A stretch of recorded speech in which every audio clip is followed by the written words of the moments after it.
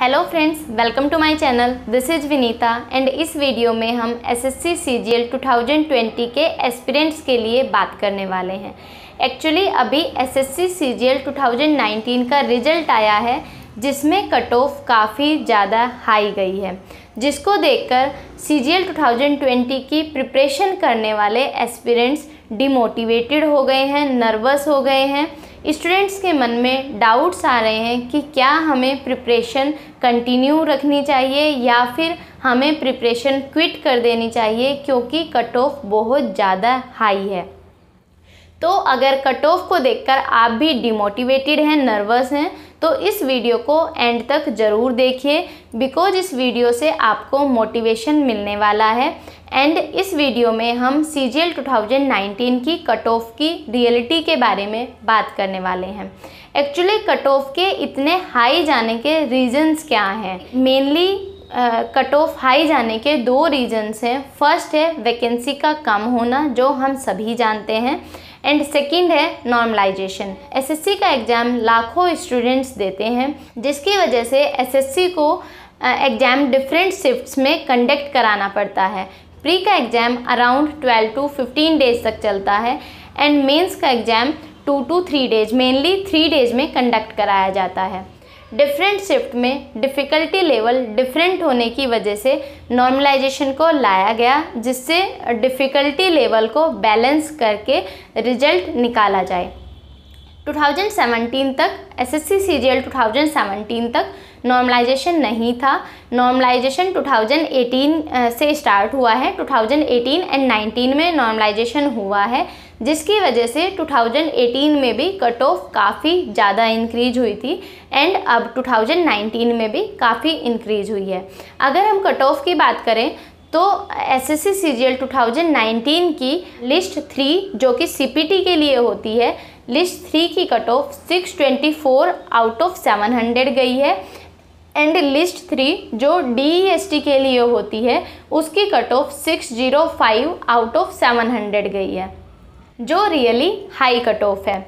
But इतनी ज़्यादा cut off गई क्यों है, ये हम एक एग्जाम्पल के थ्रू समझते हैं। एक्चुअली ये जो मार्क्स हैं वो नॉर्मलाइज्ड मार्क्स हैं, रो मार्क्स नहीं है। मीन्स जो आप एग्ज़ाम में अटेम्प्ट करके आते हो ये वो मार्क्स नहीं है। नॉर्मलाइजेशन के बाद मार्क्स इंक्रीज होते हैं, जिसकी वजह से इतनी हाई कट ऑफ जाती है।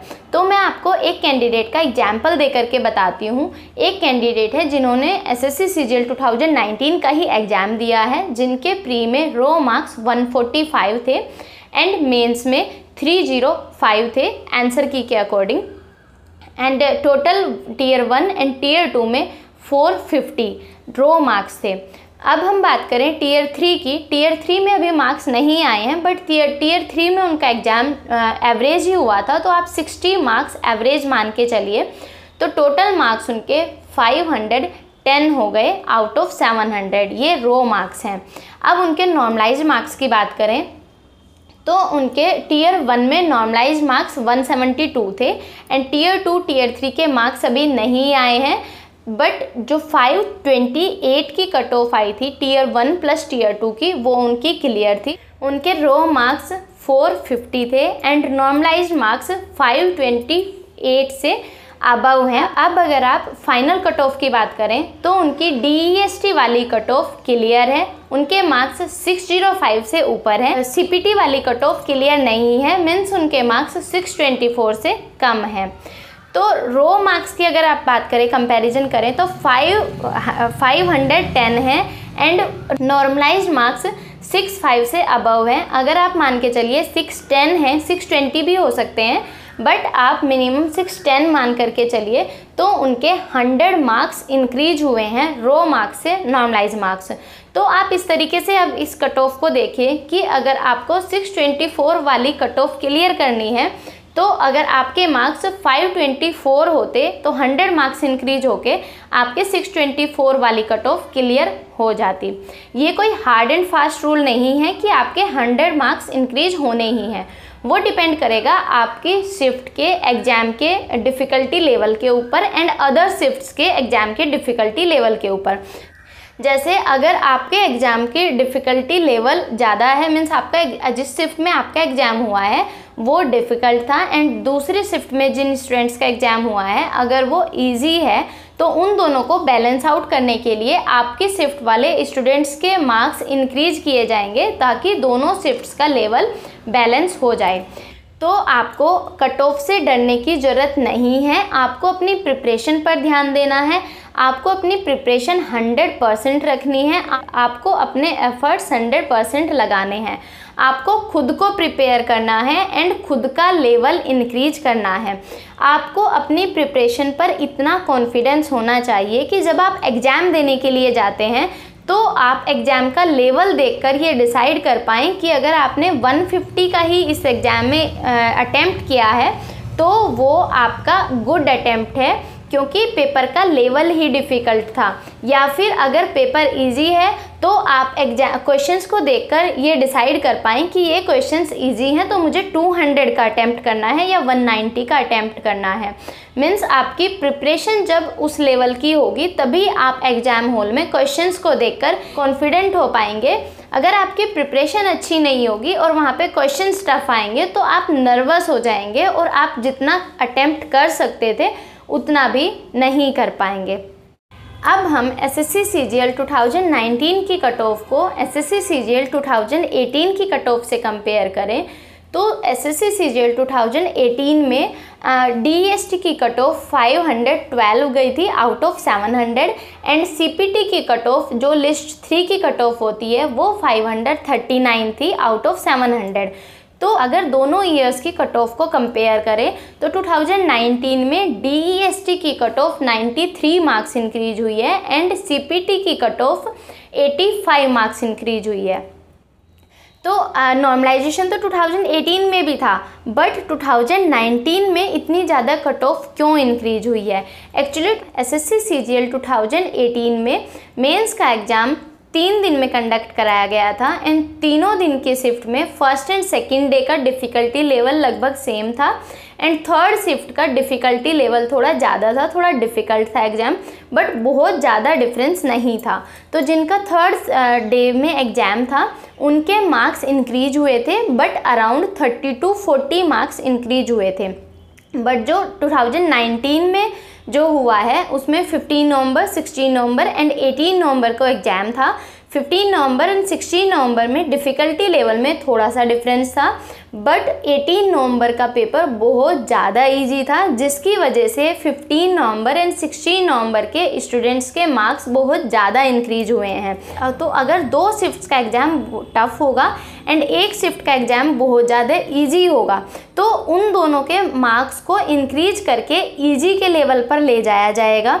जैसे अगर एक शिफ्ट में एवरेज स्कोर 150 है, सेकेंड शिफ्ट में 160 है एंड थर्ड शिफ्ट में 195 है, तो उन दोनों के मार्क्स को इंक्रीज करके 195 वाले एग्ज़ाम के इक्वल लेकर के जाया जाएगा। जिस शिफ्ट में कैंडिडेट्स के मार्क्स 195 एवरेज है उनके मार्क्स बहुत कम डिक्रीज होंगे, बट जिन शिफ्ट में 160 या 150 है उनके मार्क्स ज़्यादा इंक्रीज होंगे। नॉर्मलाइजेशन इसी तरीके से वर्क करता है, मार्क्स इंक्रीज किए जाते हैं, डिक्रीज बहुत कम किए जाते हैं। तो अब आपका जो एग्ज़ाम है वो जो बहुत ज़्यादा इजी एग्ज़ाम है 195 वाले दिन वाला एग्ज़ाम है, आपके मार्क्स को इंक्रीज करके उसके लेवल का कर दिया जाएगा 195 के लेवल का। तो अगर पेपर इतना ज़्यादा इजी हो जाएगा तो कट ऑफ भी उतनी ज़्यादा हाई जाएगी। अगर आपके मार्क्स इस लेवल से इंक्रीज कर दिए गए हैं, 60 मार्क्स या 70 मार्क्स आपके इंक्रीज करके आपका डिफ़िकल्टी लेवल 195 आउट ऑफ 200 कर दिया गया है, तो ये बहुत ही ऑब्वियस है कि आपकी कट ऑफ उतनी ही हाई जाने वाली है। क्योंकि अब आपको ये नहीं देखना है कि मैंने 150 अटैम्प्ट किए थे, मेरा पेपर टफ था, नहीं, आपके मार्क्स इंक्रीज करके आपके पेपर का लेवल 195 आउट ऑफ 200 वाले एग्ज़ाम के इक्वल कर दिया गया है।